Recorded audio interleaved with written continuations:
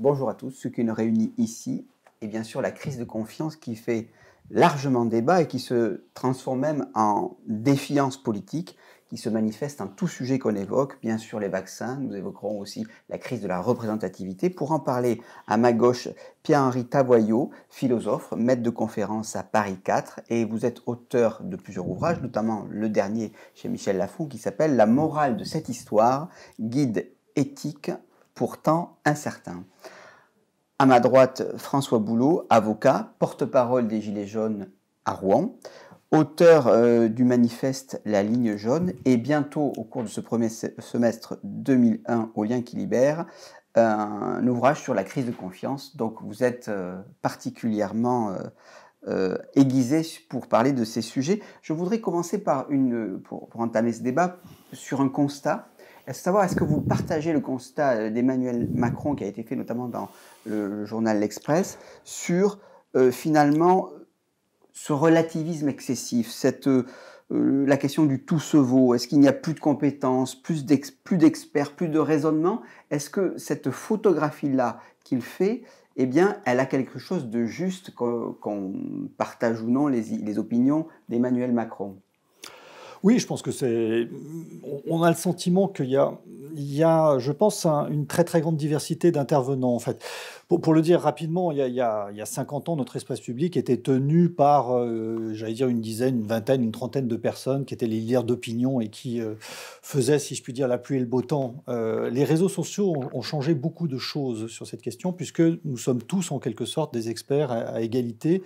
Aptes à contester, à énoncer des vérités, à contester les autres. Et donc, de ce point de vue-là, il y a une pluralisation qui comporte une part éminemment positive parce que ça participe à la démocratisation de l'espace public et une part plus négative parce qu'effectivement tout se vaut. Voilà, donc vous mettez un grand savant et quelqu'un qui n'est pas du tout savant, les paroles se valent. Donc ça produit effectivement un brouhaha, donc c'est un côté sympathique du brouhaha, démocratique, et en même temps l'idée que les arguments ne se valent plus pour ce qu'ils sont, c'est-à-dire pour des arguments, mais simplement pour des expressions.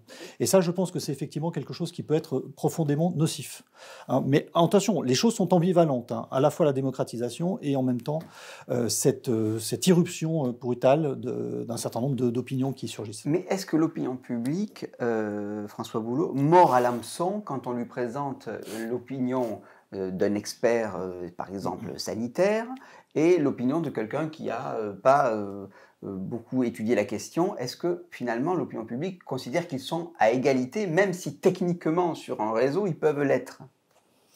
Moi, je crois que le problème, en fait, la question sous-jacente qui se pose, c'est de quoi la crise de confiance est le fruit et est-ce qu'il y a encore de la place à la raison dans le débat public. On parle effectivement, et effectivement, on va être d'accord avec le constat que tout se vaut, qu'il n'y a plus trop de hiérarchisation dans la parole. Mais d'où ça vient? Ça vient d'une crise de confiance, de défiance, du peuple envers les élites, les classes dominantes, des classes dominantes envers le peuple. Ça, on y reviendra longuement. On a ce mouvement qui va dans les deux sens. Et du coup, effectivement, toutes les institutions ont perdu leur crédit, leur crédibilité. Pourquoi je croirais finalement cet homme politique, puisqu'il me ment comme tous les autres m'ont menti depuis 40 ans? Pourquoi je vais croire les médias qui racontent des mensonges en permanence depuis des années? Voilà, je ne sais plus vers qui me tourner finalement, parce que plus personne n'a d'autorité, parce que tout le monde fait la démonstration que finalement, la parole de l'expert m'apparaît plus du tout aussi supérieure que celle de Monsieur Tout-le-Monde. On a vu pendant la crise du coronavirus là qu'on avait une communauté scientifique, franchement, qui n'était pas au niveau. Ils sont en désaccord sur tout. Ça, c'est le principe un peu de la science. Hein, oui, mais le problème, alors, soit il y a un problème au niveau de la communauté scientifique, soit il y a un problème au niveau de l'organisation du débat public. Mais soit le débat public a été mal organisé et en fait il y avait 95% des scientifiques qui étaient d'accord, puis on avait une toute petite minorité de 5% et en fait ceux-là devaient être marginaux et donc on ne devait pas les entendre puisque en fait ils étaient totalement à rebours de la pensée dominante. Donc, mais ça n'a pas été le cas, c'est-à-dire qu'on a mis à même niveau, à même valeur des scientifiques. Moi je sais pas, je ne suis pas un scientifique, je ne peux pas trancher. Soit on a un vrai problème dans la communauté scientifique et c'est peut-être d'ailleurs les deux. Parce qu'on a vu qu'on avait une étude, notamment, qui avait été publiée là, dans le Lancet, qui en fait était totalement bidonnée, etc. Enfin, on a vu des erreurs quand même se produire qui sont assez surréalistes. C'est-à-dire qu'en fait, on ne peut pas demander à la science de tout savoir. Ce n'est pas possible. Elle progresse par tâtonnement, par erreur. Mais en fait, elle peut tout à fait dire à un instant T, ben ça, je ne peux pas vous répondre. Ça, je ne sais pas. Donc, en attendant, on poursuit les recherches, on poursuit les tâtonnements. Et je crois qu'on ne tolère plus l'incertitude, justement, dans le débat. On a envie de tout savoir, d'être assuré. Et aujourd'hui, finalement, on accepte la position qui va dans son sens, qui va dans son camp. Et donc, moi, ce qui m'inquiète, je dirais que c'est une hyper-émotion qui traverse aujourd'hui le débat public et qui fait qu'on raisonne par étiquette, par camp, et on n'arrive plus justement à entendre la contradiction, à entendre les arguments. Et ça, je pense que ça vaut dans toutes les strates de la société, c'est-à-dire peuple comme élite, mais je serais évidemment beaucoup plus sévère avec les classes dominantes, les élites, parce qu'elles ont le bagage culturel, intellectuel. On y reviendra sur la responsabilité des élites, mais finalement, cet état de fait, vous êtes assez d'accord pour photographier l'état de l'opinion en disant il y a une forme tout de même de relativisme un peu dangereux au regard de la raison et des lumières.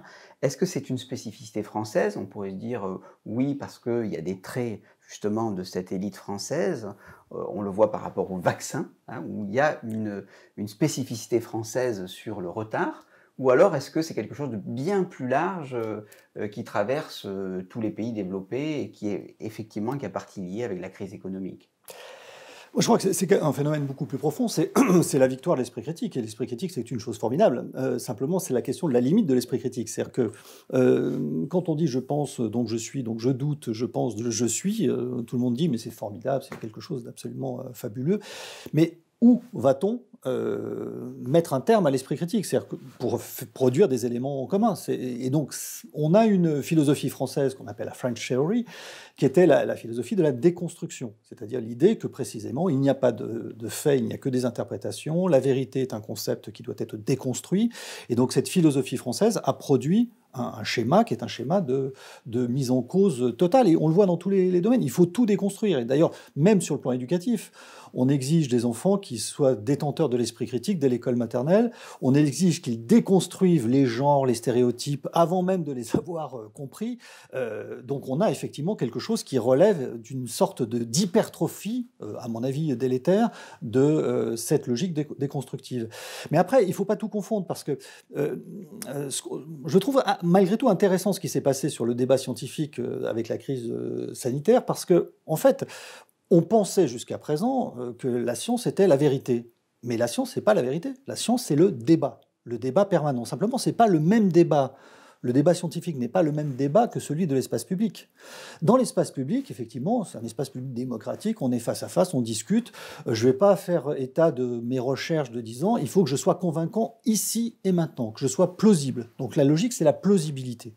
Le débat scientifique, c'est tout à fait autre chose. C'est que je viens avec mes résultats et toutes les données. Et si vous n'êtes pas d'accord, eh bien je vous donne mes données et c'est à vous de le vérifier. Voilà. C'est pour ça que l'étude du Lancet a été effectivement un bon exemple, puisque les données étaient là, puis on a aperçu que, voilà, très vite en fait, que la supercherie est arrivée. Et on a perçu qu'il y avait quelque chose qui était bidonné et que cette revue, qui était réputée être très célèbre, avait fait un truc hallucinant. Et on s'étonne d'ailleurs de ce point de vue-là que les conséquences ne soient pas plus importantes, parce que là, manifestement, c'était une erreur déontologique majeure.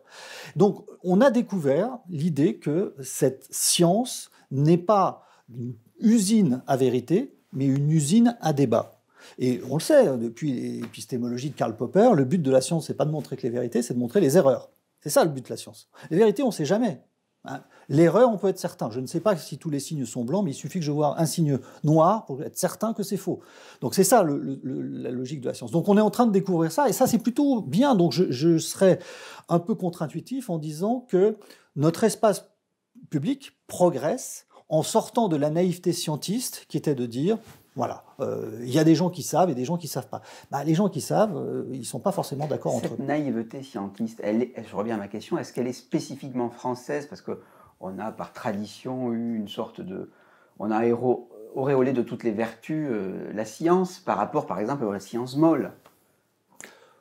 Oui, il y avait une forme de... Enfin, on est dans l'esprit des Lumières, mais l'esprit de Lumière ou l'esprit scientifique positiviste, on en est loin, j'allais dire. Le relativisme, Étienne Klein avait cette image formidable quand il faisait un cours sur la relativité de restreinte, et il y a un de ses étudiants qui dit « Ah oui, mais je ne suis pas d'accord avec Einstein ». Et il lui pose la question « Mais pourquoi? C'est vachement intéressant, dites-moi pourquoi.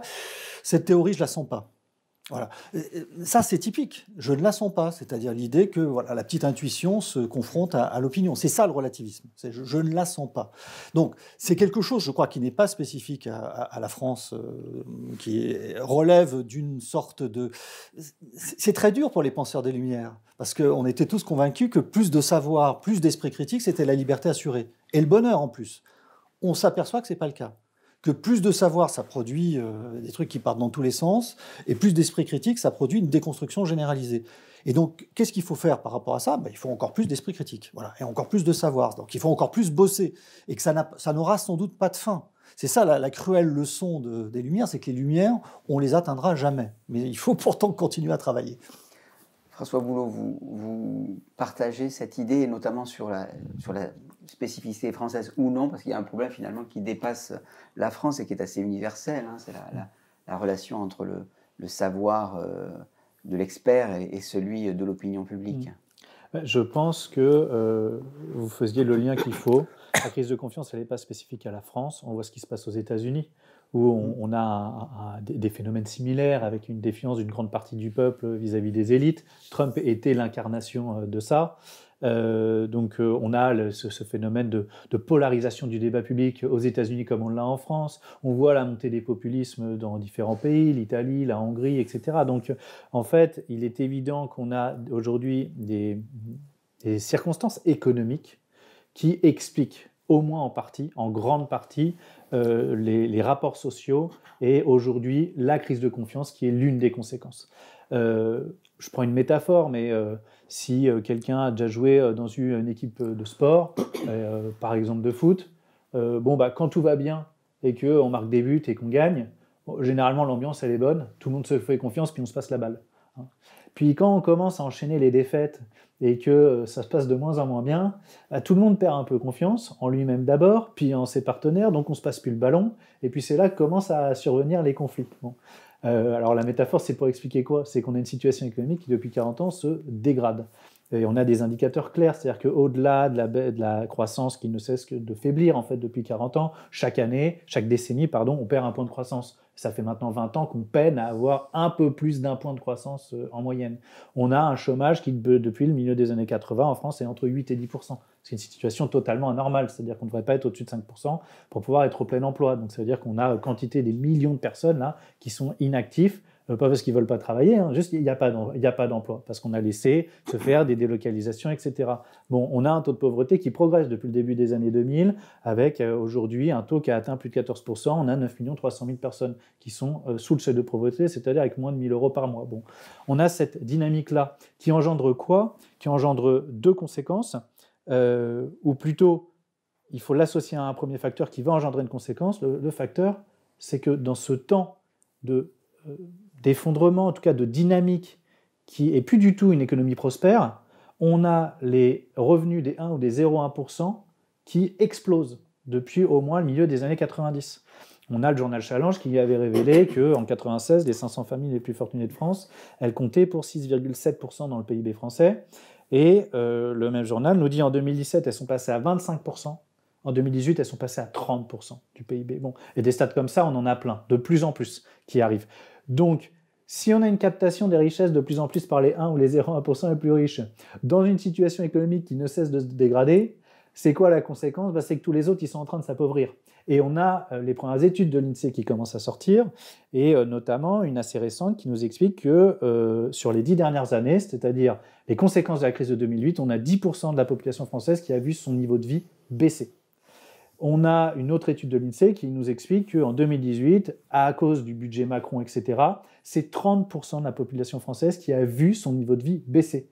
On comprend le mouvement des Gilets jaunes. On comprend que ce n'est pas qu'un sentiment d'injustice. On comprend qu'en fait, la société française, elle est en train de vivre un appauvrissement. Un appauvrissement qui, évidemment, commence par toucher les classes les plus défavorisées, et puis qui commence à remonter dans la société petit à petit. C'est la thèse d'Emmanuel Todd dans son dernier livre, La lutte des classes au XXIe siècle.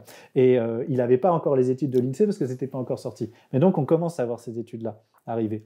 Et donc, forcément, quand vous avez une situation économique qui est autant dégradée, vous avez des gens qui se tournent vers leurs élites, les institutions politiques, et qui disent vous n'avez pas fait le boulot. On va y revenir, mais par exemple, si je vous suis, on peut se considérer qu'il y a une trentaine d'années, ce qui s'est passé sur les vaccins et le retard manifestement français sur ces vaccins-là aurait été toléré, alors qu'il ne l'est pas aujourd'hui, ou ce sont deux sujets totalement distincts? Alors moi, je pense que le problème, c'est que les dirigeants aujourd'hui se sont mis dans une telle situation de défiance. C'est-à-dire que vous ne pouvez pas faire avaler des couleuvres aux gens en permanence en leur disant que la situation est formidable quand les gens ils voient que concrètement dans leur vie, ils s'appauvrissent. Bon, ça suscite la colère, ça a suscité des crises comme les Gilets jaunes, comme la réforme des retraites, ce qui fait qu'en réponse, les gouvernants sont obligés de mentir. Sur la réforme des retraites, on vous explique que c'est pour universalité, que ça va être génial, etc. Mais au final, c'est en fait, dites-le, vous êtes en train de baisser les pensions de retraite. Il faut dire les choses clairement. Donc les gens ne supportent plus cette langue de bois, voire même cette novlangue, parce que ça devient tellement excessif que le mensonge est trop gros, les gens n'y croient plus. Qu'à partir du moment où les gens ne vous croient plus, le gouvernement il est en incapacité de toute façon de défendre quoi que ce soit, et sur le vaccin notamment. Aujourd'hui, qu'est-ce qu'il nous dit ? On nous dit c'est une stratégie parce que nous on sécurise la deuxième dose, et donc c'est pour ça qu'on est plus lent que d'autres pays, etc. Peut-être que c'est ça, peut-être. Puis peut-être aussi que c'est tout simplement qu'ils sont, comme sur les masques, ils sont plus nuls que les autres et ils n'ont pas réussi à commander suffisamment de doses. Vous diriez qu'il y aurait, au regard de la confiance, par-delà les statistiques de long terme qui montrent qu'il y a un appauvrissement, etc., est-ce que vous diriez qu'il y a un marqueur sanitaire, il y a un marqueur masque et peut-être demain un marqueur vaccin qui montre que la défiance à l'égard des élites et des politiques est beaucoup plus forte depuis ces deux ratés masque-vaccin? J'ai des petits éléments de désaccord, enfin des gros éléments de désaccord avec l'analyse, parce que je ne ferai pas une corrélation entre l'économie et la crise de confiance. C'est pas si évident que ça.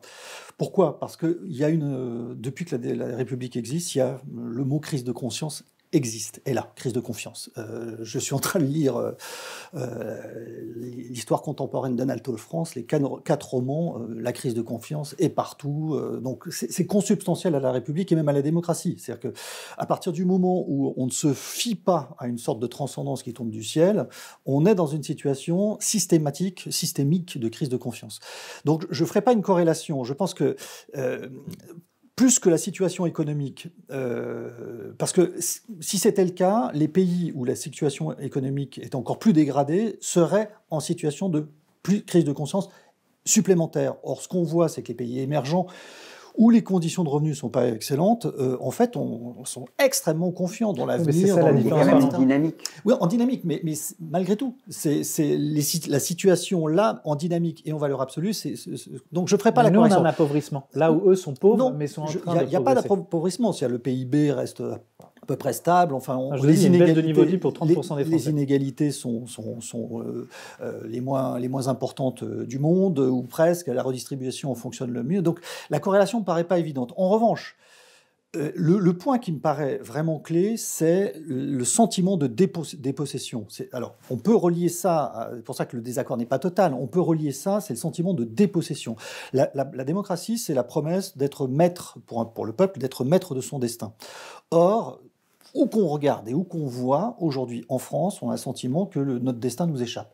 C'est pas uniquement la faute des dirigeants, parce que ce serait tellement simple que ce soit la faute des dirigeants. Je veux dire, les dirigeants participent au mouvement. C'est pas que la faute des dirigeants, c'est un phénomène mondial, c'est les contraintes de la mondialisation, c'est l'espace public qui est un espace public qui dysfonctionne et qu'il faut apprivoiser. Donc il y a toute une série d'éléments qui font qu'on a le sentiment que tout nous échappe, que nous ne pouvons même plus trouver des choses, le sentiment de vertige. Et ce sentiment de vertige, je crois que c'est vraiment le sentiment qui émane de la crise. C'est-à-dire que nous étions certes, dans une situation de crise de confiance, il y avait des baisses, il y avait une situation de déclassement de la population et de la sécession, mais bon, les choses... Et puis d'un seul coup, le monde s'effondre. D'un seul coup, notre vie quotidienne devient vraiment incertaine. Et ça, c'est le vertige dans lequel on est aujourd'hui. Mais sur quoi on peut s'appuyer?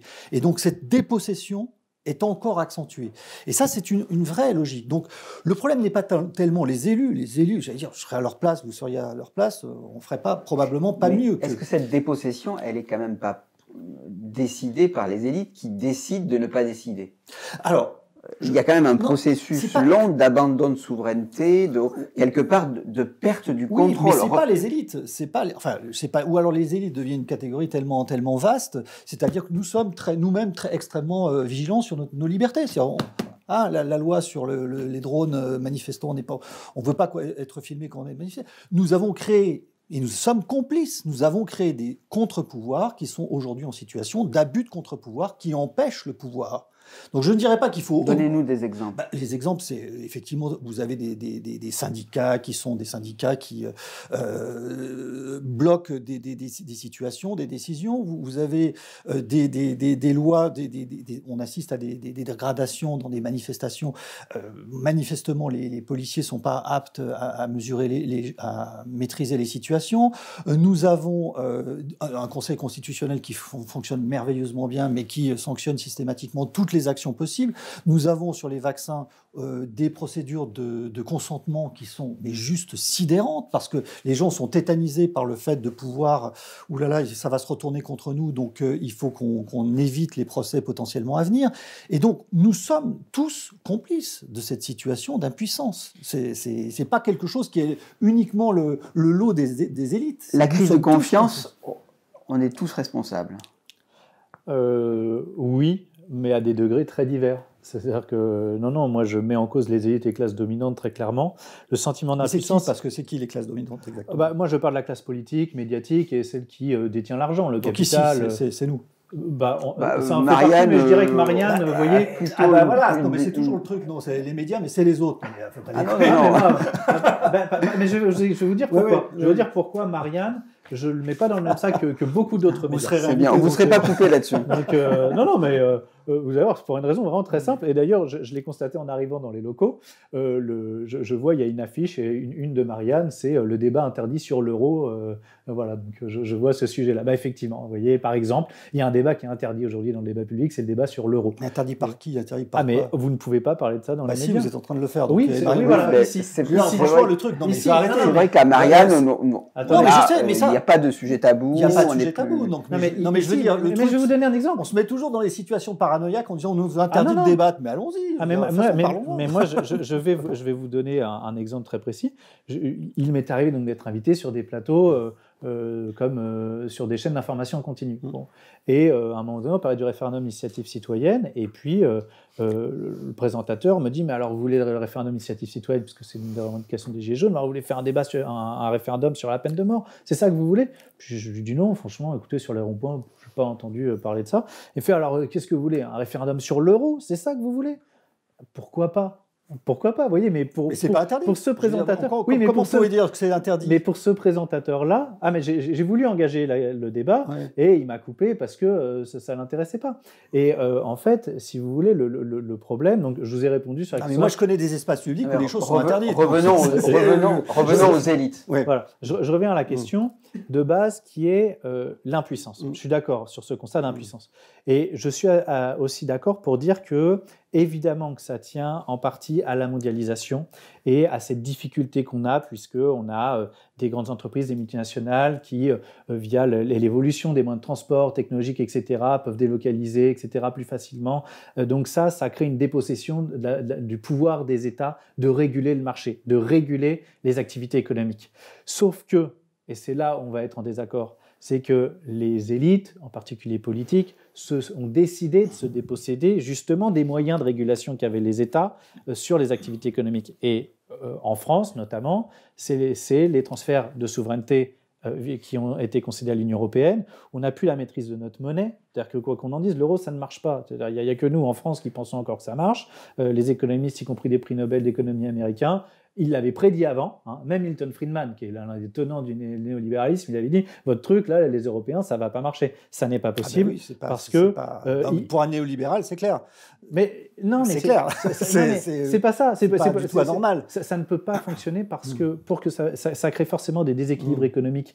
Vous mettez une monnaie, c'est une nation, c'est un peuple. Ça doit être ajusté le plus précisément possible à un peuple parce que ceux qui cimentent un peuple... Attendez, tout le monde est d'accord pour dire que ça ne marche pas. Vous me faites un peu peur parce que je... Non, j'ai dit en dehors de France. Non, parce que même en dehors de France, j'ai fait un débat dans une chaîne allemande sur ces questions. Enfin, il y a du débat, alors qu'il ne soit pas interdit, peut-être.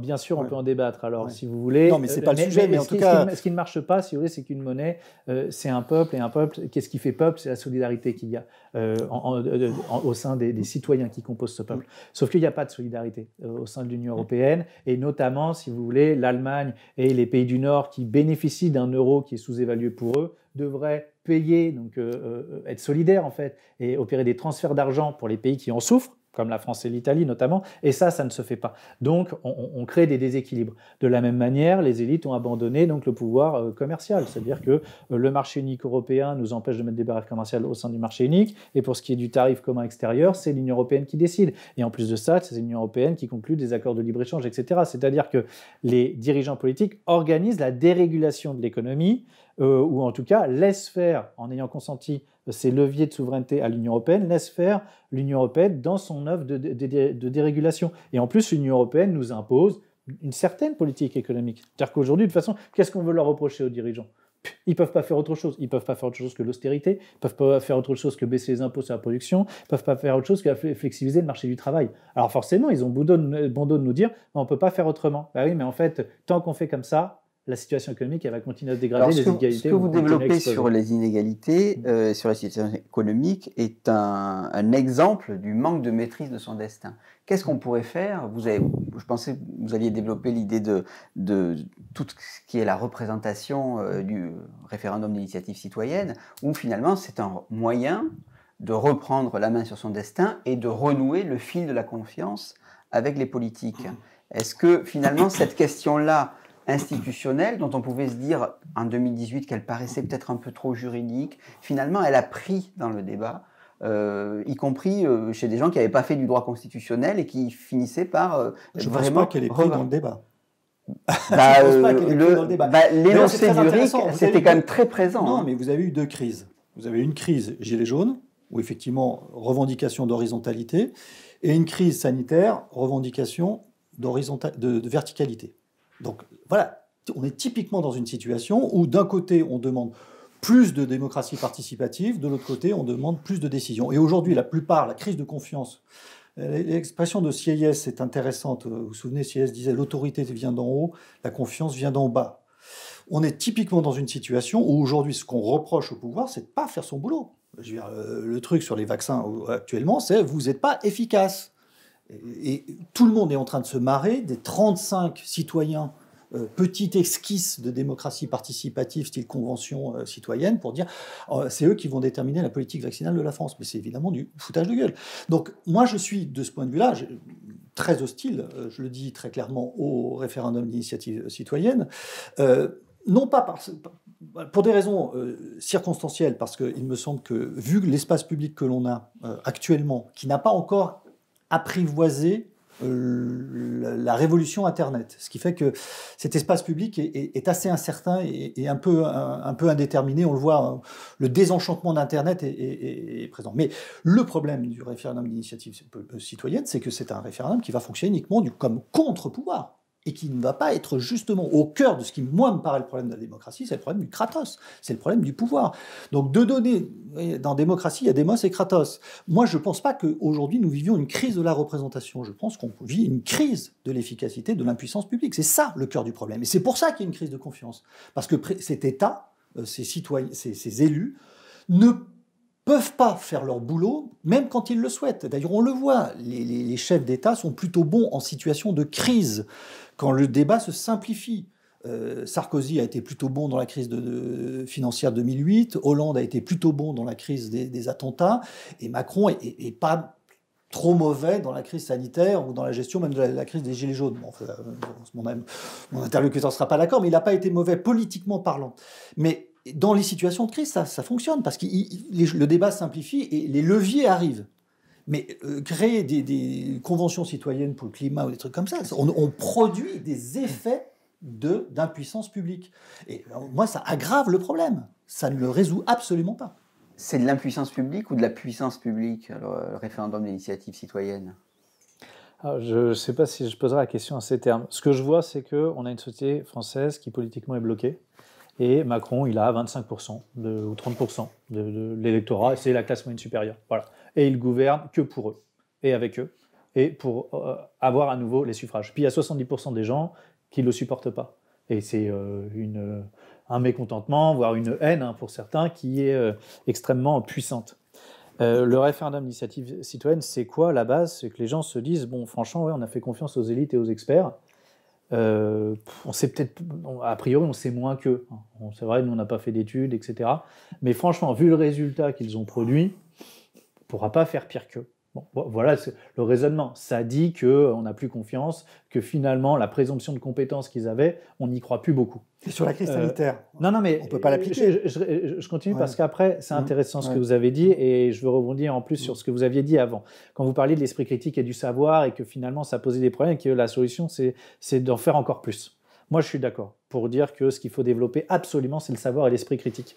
Mais justement, le référendum d'initiative citoyenne, il pose ce paradoxe. C'est-à-dire qu'il est évident qu'en l'état de la société actuelle, du niveau du débat public, etc., l'argument, il est pertinent de dire que, attendez, confier référendum d'initiative citoyenne, aujourd'hui l'instaurer, ça pose quand même problème de l'éducation et de l'esprit critique des gens et de l'information des citoyens. C'est-à-dire que quelles décisions ils vont prendre? Est-ce qu'ils ne vont pas prendre des décisions complètement déraisonnables? C'est pas l'objection que je ferais, moi.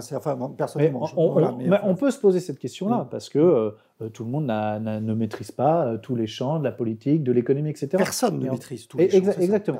Et du coup, en fait, c'est à la fois un problème, mais est-ce que ce n'est pas en réalité la solution? Je veux dire par là que avec toutes les difficultés et les obstacles que pose le référendum d'initiative citoyenne, parce que ça ne doit pas devenir non plus la foire d'empoigne où on ne va pas décider de tout le temps en permanence de manière délibérative, référendaire, dire les gens ils s'en moquent de savoir le trottoir si on le met à 3 ou 4 mètres de la route, quoi. C'est pas le sujet. Le sujet, c'est de pouvoir à un moment c'est pour ça que c'est pas la solution. De donner des caps, des grandes orientations. C'est one shot.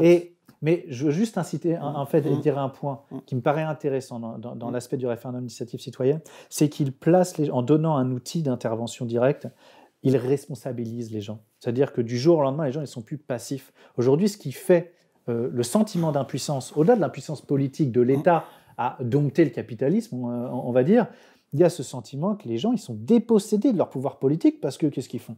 Ils vont voter aux élections, c'est une fois. Non, il n'y a pas que ça. Moi, j'ajoute c'est une fois tous les 5 ans. Mais c'est un point important. Aujourd'hui, aux élections municipales en France, il y a 900 000 candidats qui se sont présentés. Il y a 600 000 élus. Quand on dit que la démocratie représentative française ne fonctionne pas, elle est représentative, mais elle est ultra participative. C'est le meilleur taux du monde. 900 000 candidats, 600 000 élus. Donc les gens qui veulent y aller, mais qui veulent y aller pas tant en train de dire « moi je pense ça » et puis voilà, non, dire « je vais y aller, j'engage ma vie ».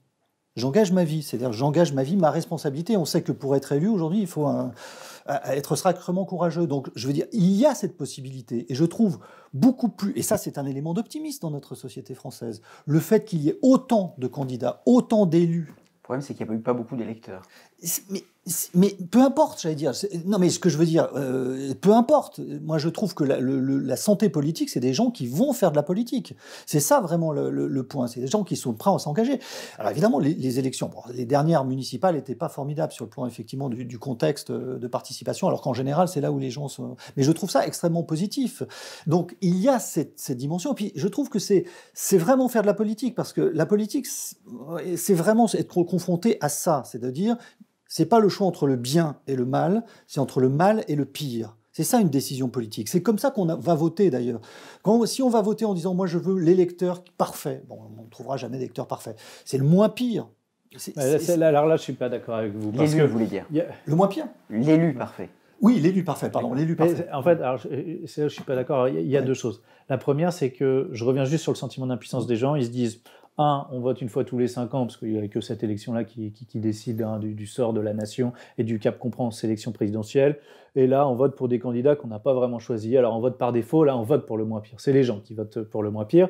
Puis, à côté de ça, qu'est-ce qu'ils ont ? Ils ont les manifestations pour essayer de protester. Et puis, on les écoute plus. Ça fait longtemps qu'on les écoute plus. Depuis 2005, déjà, on n'avait pas écouté les manifs, le référendum. Non, mais là, je parle du référendum pour 2005. Puis, les manifs, depuis 2010, la réforme des retraites, on les écoute plus non plus. Puis maintenant, même, on les tape. Donc, et on les met en garde à vue et on les poursuit souvent pour rien du tout. Donc, effectivement... Pas toujours pour rien du tout. Comment ? Pas toujours pour rien du tout. Pas toujours, mais souvent pour rien du tout. Vous avez eu des milliers de gardes à vue totalement illégales, ça a été documenté par le Canard enchaîné, Mediapart, etc., où les consignes étaient données. C'est un mode de régulation des manifestations maintenant. Donc vous privez les gens de leur liberté sans aucun motif, vous les relâchez le lendemain et ils n'ont pas été poursuivis. Bon, très bien, dans un état de droit, une démocratie, ça pose question. Donc là-dessus déjà, il y a un vrai constat, pas seulement un sentiment, il y a un constat d'impuissance politique des gens. Et ensuite vous dites... Et je ne suis vraiment pas d'accord avec cette idée que la politique, c'est de choisir non pas entre la bonne et la mauvaise solution, mais entre la pire et la moins pire. Non. Pour moi, le facteur prépondérant, c'est que l'économie gouverne nos vies. Et en économie, ça n'est pas une science dure, c'est une science molle, c'est une science humaine, c'est donc une science profondément politique. Donc il n'y a pas une solution.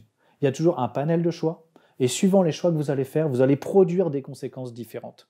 Et notamment, évidemment, l'une des plus évidentes, c'est de savoir à chaque fois, est-ce que vous allez enrichir les riches ou est-ce que vous allez enrichir les pauvres ? Ou vous allez, l'économie c'est un circuit. Donc la question, à chaque fois que vous faites un choix, c'est où vous allez mettre l'argent. Est-ce que vous allez aider les plus pauvres ou est-ce que vous enrichissez les riches ? Et le problème, c'est que ça fait des années, que je pense cette question-là, mais que les gouvernants, on a un système redistributif, mais heureusement qu'on a un système redistributif en France, parce qu'on est le pays qui, sur l'aspect primaire, la répartition primaire des revenus, est l'un des pays les plus inégalitaires dans le monde. On a les milliardaires, ils ont vu leur fortune progresser de 420% en 10 ans. Donc on est un des pays les plus inégalitaires. C'est très contesté, ça. Non, ça a été documenté. Et ensuite, en revanche...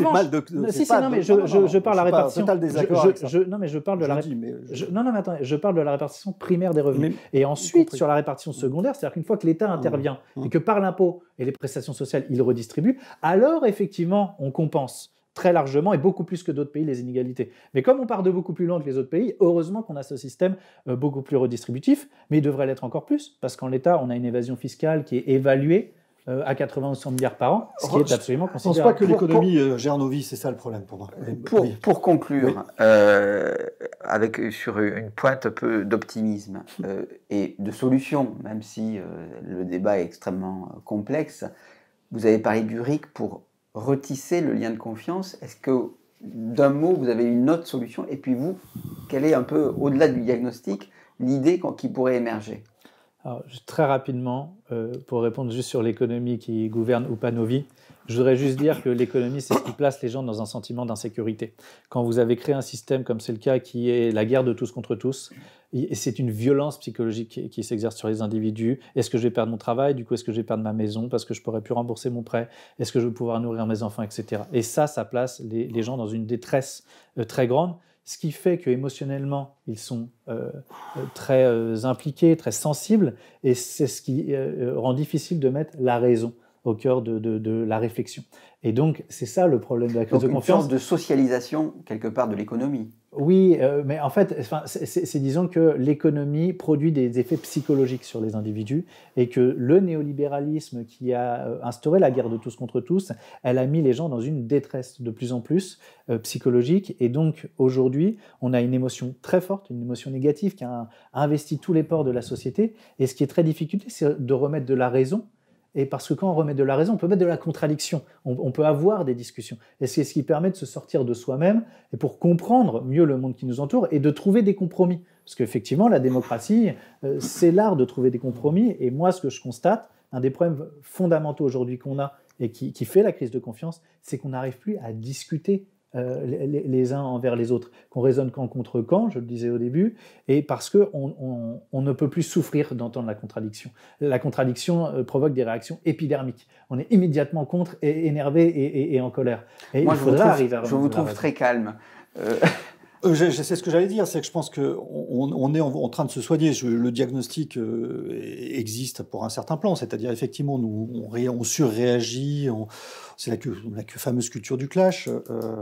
C'est aussi ce que montre très bien Gérald Bronner, c'est le fait que nous avons en fait plus de temps de cerveau disponible, et que ce temps de cerveau disponible est happé par des passions qui sont les passions les plus séductrices, les plus addictives, c'est-à-dire effectivement les fake news, l'indignation, le scandale, enfin voilà, tout ça nous happe et bouffe, si je puis dire, notre temps de cerveau disponible. Et pour cela, il faut faire un pas de plus dans la civilité, il faut retrouver la saveur de la complexité, il faut effectivement faire ce petit exercice qu'on a fait ici, je crois, c'est de se dire, j'essaie de penser à la place de l'autre, c'est-à-dire j'essaie de trouver ce que la thèse adverse a d'intéressant, et ce qui serait intéressant, c'est maintenant de refaire l'émission, et on prend le rôle, je vais défendre le RIC, et mon interlocuteur sera aussi, voilà, de se dire...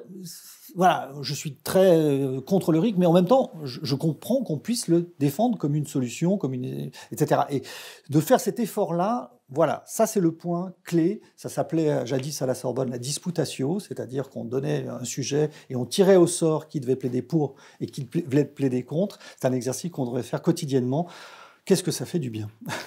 Merci beaucoup à tous les deux. Je rappelle vos ouvrages. Pierre-Henri Tavoyot, La morale de cette histoire est guide éthique pourtant incertain, et François Boulot, Manifeste, la ligne jaune.